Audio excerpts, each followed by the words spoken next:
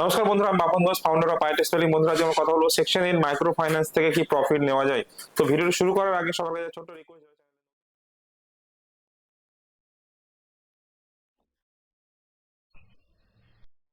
Video বানানোর জন্য, এবং যদি ভিডিওটি ভালো লাগে অবশ্যই শেয়ার করবেন যারা এই সেকশন 8 মাইক্রো ফাইন্যান্স সম্পর্কে জানতে চায় বা যারা জানে না তাদেরকে, যাতে তারা এই বিষয়গুলি জানতে পারে এবং বুঝতে পারে, পরবর্তীকালে তারা ফাইন্যান্স কোম্পানি যদি বানাতে চায় তাদের হেল্প হয়।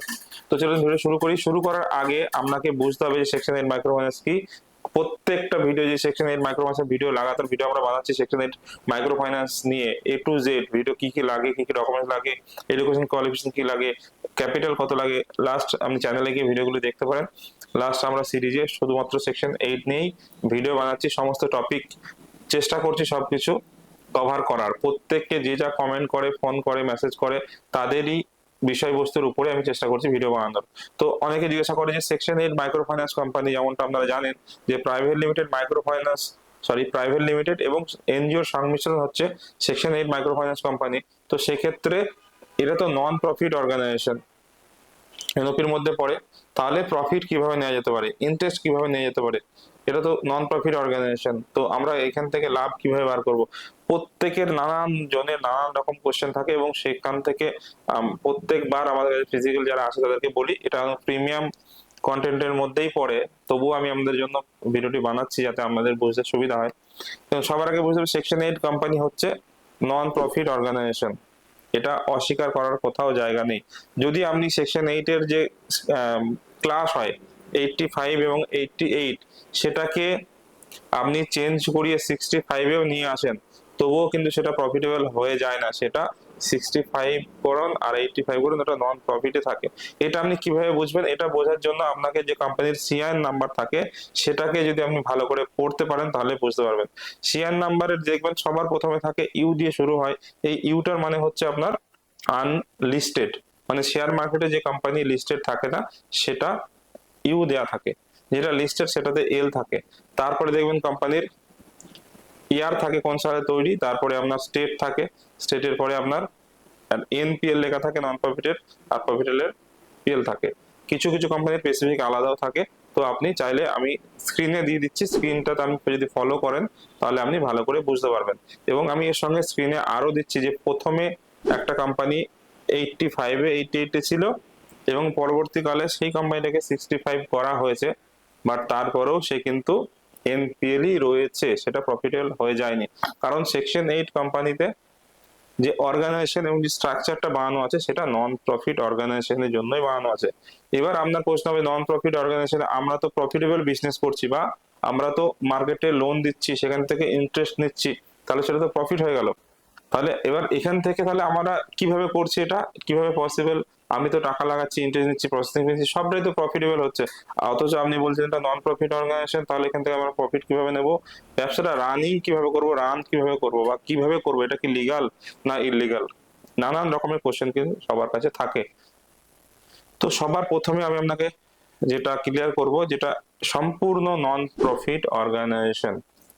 এবার এই যে নন প্রফিট অর্গানাইজেশন বা যে মাইক্রো ফাইন্যান্স যে ক্লজটা লেখা থাকে, মাইক্রো ফাইন্যান্সের যে এমওএ তে লাস্টে দেখবেন লেখা থাকে, যা উপরে যা কিছুই লেখা থাকুক, reserve bank of India permitted বা এক্স ওয়াই জেড বা ক্রেডিট মাইক্রো ফাইন্যান্স, তো পুরো বিষয়বস্তুটা পড়ার পরে নিচে ছোট করে লেখা থাকে not motive for profit.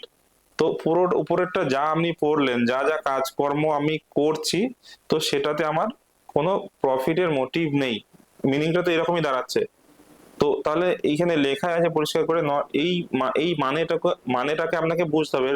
Deeply একটা মিনিং আছে, সেটাকে আপনাকে বুঝতে হবে। এবার আপনাকে আমি বোঝাচ্ছি। ধরুন আপনি আর আমি সেকশন 8 কোম্পানি একটা বানালাম, মাইক্রো ফাইন্যান্স কোম্পানি। আপনি 10 লাখ ইনভেস্ট করেছেন, আমি 10 লাখ ইনভেস্টমেন্ট করেছি, তাহলে কোম্পানির টোটাল ইনভেস্টমেন্ট 20 লাখ টাকা হয়ে গেল। এবার আমরা দুজন মিলে 1 বছর বা 2 বছর ব্যবসা করলাম এক্সাম্পলের জন্য। দেখা গেল 20 লাখ আমরা ইনভেস্ট করেছিলাম 10 10 করে, সেটা 40 লাখ হয়ে গেছে। এবার আপনি বলছেন চলুন তাহলে আপনি যে 10 লাখ ইনভেস্টমেন্ট করেছিলেন আর আমি যে 10 লাখ ইনভেস্টমেন্ট করেছিলাম সেটা বের করে নিই, কোম্পানির প্রফিটটা পড়ে থাকুক, বা আমি কিছু টাকা প্রফিট বের করে নিই, আপনি কিছু টাকা প্রফিট বের করে নিন, এক্স ওয়াই জেড যা খুশি হতে পারে। এই জায়গাটাতে আপনার আপনি এইরকম ভাবে টাকা বার করতে পারবেন না। এই জিনিসটাকেই বলা হচ্ছে নট মোটিভ ফর প্রফিট বা প্রফিটের জন্য আমরা করছি না। মানে যে ডাইরেক্টররা